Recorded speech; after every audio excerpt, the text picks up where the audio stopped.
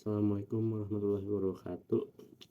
Kami dari kelompok 8 Matematika akan membawakan materi tentang penerapan determinan matriks dalam ekonomi, di mana kita mempunyai dua contoh kasus. Yang pertama yaitu determinan sama dengan 0, dan yang kedua determinan tidak sama dengan 0. Tanpa basa-basi lagi, mari kita mulai. Yang pertama adalah tujuan presentasi. Tujuan dari presentasi kami ini ada 4. Yang pertama yaitu memahami penerapan determinan pada model ekonomi.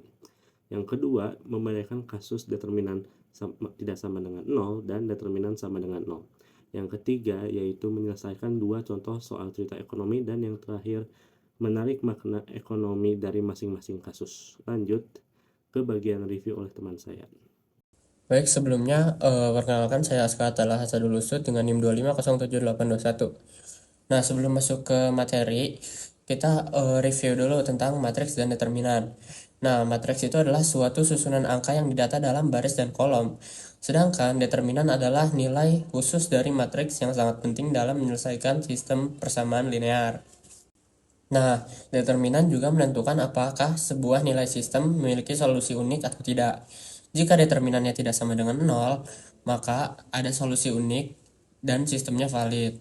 Sebaliknya, jika determinannya 0, maka sistem tidak memiliki solusi unik karena datanya saling bergantung. Konsep inilah yang menjadi dasar dalam analisis untuk model selanjutnya. Nah, selanjutnya kita akan masuk ke dalam model input-output relatif dasar. Model ini menjelaskan hubungan ketergantungan antar sektor dalam sebuah perekonomian. Rumus dasarnya di sini adalah X sama dengan AX plus D, di mana X adalah vektor total produksi tiap sektor, A adalah matriks koefisien input antar sektor, dan D adalah permintaan akhir. Rumus tersebut kemudian kita ubah menjadi bentuk sistem linear, yaitu I kurang A kali X sama dengan D. Caranya adalah sederhana.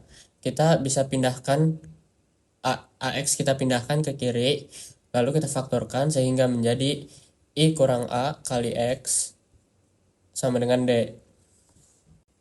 Nah, untuk bisa menghitung nilai X, matriks I kurang A harus memiliki inverse, dan itu hanya bisa dilakukan jika determinannya tidak nol. Jadi, determinan kembali berperan penting dalam menentukan apakah model itu bisa diselesaikan atau tidak. Lalu kita masuk ke kasus pertama. Pada kasus pertama, kita melihat contoh sebuah daerah dengan dua sektor, yaitu sektor pertanian dan sektor industri. Di sini dijelaskan kebutuhan input untuk memproduksi satu unit output dari masing-masing sektor. Misalnya, sektor A membutuhkan 0,4 unit dari dirinya sendiri dan 0,3 unit dari sektor B. Sementara di sektor B membutuhkan 0,2 unit dari A dan 0,1 unit dari B. Artinya, untuk memproduksi satu unit barang di salah satu sektor, kedua sektor harus bergantung satu sama lain. Lalu, permintaan akhirnya adalah 120 unit untuk sektor A dan 150 unit untuk sektor B. Ini berarti masyarakat atau pemerintah membutuhkan tambahan output sebesar jumlah tersebut di luar input antar sektor.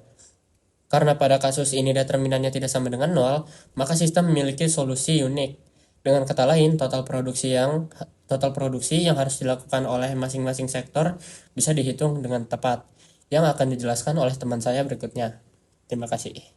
Oke, perkenalkan nama saya Rafa Fajri Joeni dari kelompok 8 akan melanjutkan pembahasan studi kasus yang telah dijelaskan oleh teman saya, yakni mengenai matriks dengan determinan di mana sektor A membutuhkan 4 unit dari A dan 3 unit dari B. Kemudian sektor B membutuhkan 0,2 unit dari sektor A dan 0,1 unit dari B untuk membuat satu unit dari sektor tersebut.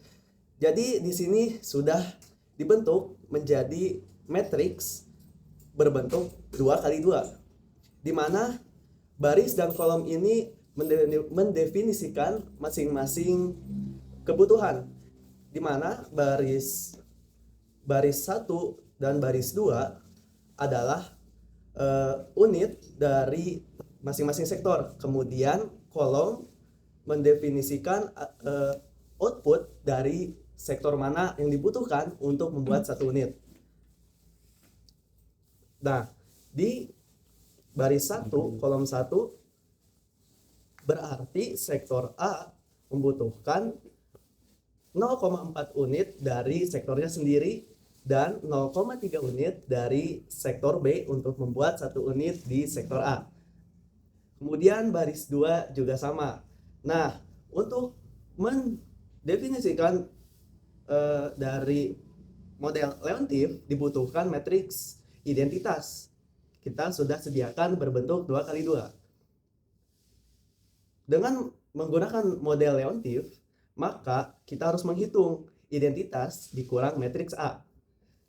Di sini sudah dihitung, maka hasilnya adalah 0,6, negatif 0,3, negatif 0,2, dan 0,9. Selanjutnya, kita sudah punya matriks koefisien.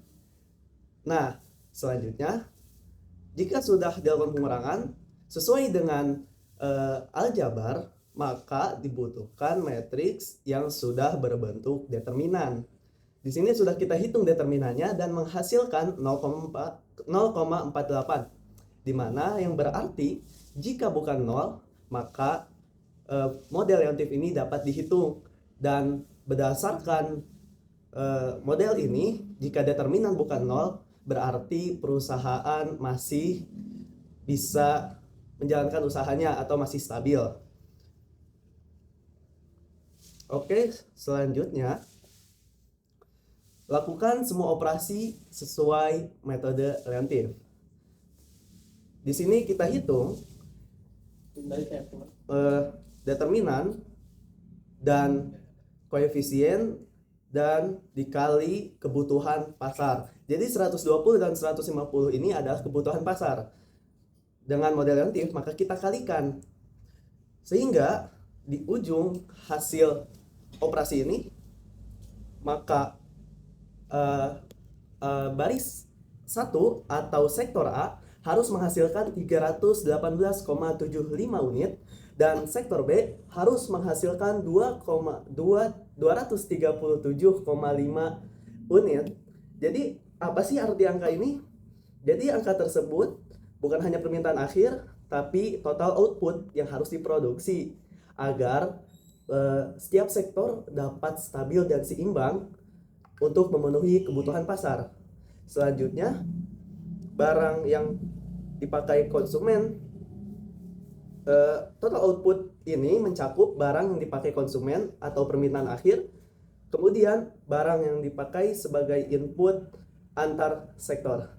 Mungkin segitu saja penjelasan dari saya, akan dilanjutkan oleh teman yang lain. Perkenalkan, nama saya Januar Firdaus. Di sini saya akan membahas bagian slide 9. Pada slide ini kita melihat penyusunan matriks untuk kasus 2, yaitu sektor X dan sektor Y. Dari informasi pada soal, sektor X membutuhkan 0,5 unit X dan 0,25 unit Y. Sedangkan sektor Y membutuhkan 1,0 unit X dan 0, unit Y untuk setiap 1 unit outputnya. Dari sini kita susun matriks koefisien input A, kemudian kita kurangi dengan matriks identitas untuk mendapatkan matriks identitas dikurangi matriks koefisien sebagai dasar model Leontief. Langkah ini penting karena nantinya kita akan memakai matriks identitas dikurangi matriks koefisien untuk menghitung apakah total produksi bisa ditentukan dengan pasti. Lalu di slide selanjutnya kita menghitung determinan dari matriks identitas dikurangi matriks koefisien. Hasilnya ternyata sama dengan 0. Ketika determinan bernilai 0, matriks tidak bisa diinverse, sehingga sistemnya tidak memiliki solusi unik. Hal ini menunjukkan bahwa kedua baris pada matriks tersebut tidak independen, atau dengan kata lain, pola konsumsi input antar sektor saling bergantung secara penuh. Lalu secara ekonomi, kondisi seperti ini mencerminkan bahwa model tidak bisa digunakan untuk menghitung total produksinya karena struktur hubungan antar sektor tidak realistis. Jelaskan juga penyebab kenapa determinannya bernilai 0. Kita bisa lihat bahwa sektor Y memiliki rasio kebutuhan input yang persis 2 kali sektor X. Karena rasionya identik, baris kedua matriks sebenarnya hanya kelipatan dari baris pertama. Ini membuat sektor dianggap tidak mandiri dan saling bergantung secara sempurna. Akibatnya, model Leontief ini tidak dapat menentukan total output karena tidak ada kombinasi produksi yang bisa dianggap sebagai solusi unik. Dalam ekonomi nyata, kondisi seperti ini tidak mungkin terjadi sehingga model pada kasus ini dianggap tidak realistis dan tidak layak untuk dipakai. Sekian dari saya, selanjutnya akan dijelaskan oleh teman saya. Terima kasih.